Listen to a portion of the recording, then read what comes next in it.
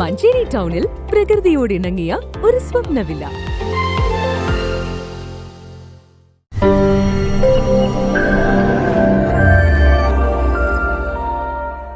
മഞ്ചേരിയിൽ ഭിന്നശേഷി കുട്ടികൾക്കായി ഒരുക്കിയ കലോത്സവം വർണ്ണാഭമായി.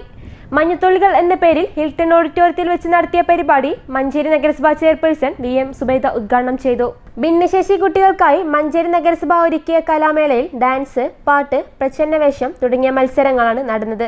മത്സരാർത്ഥികൾക്ക് മെഡലും സമ്മാനവും നൽകി. മഞ്ചേരി നഗരസഭ വൈസ് ചെയർമാൻ VP ഫിറോസ് പരിപാടിയിൽ അധ്യക്ഷത വഹിച്ചു.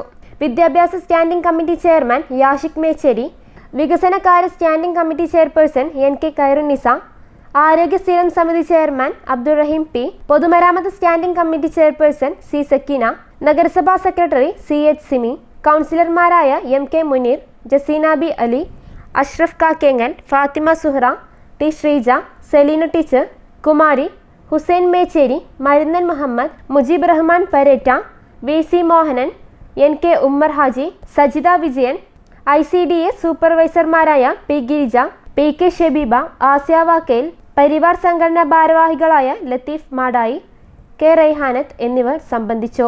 News bureau, Manjeri.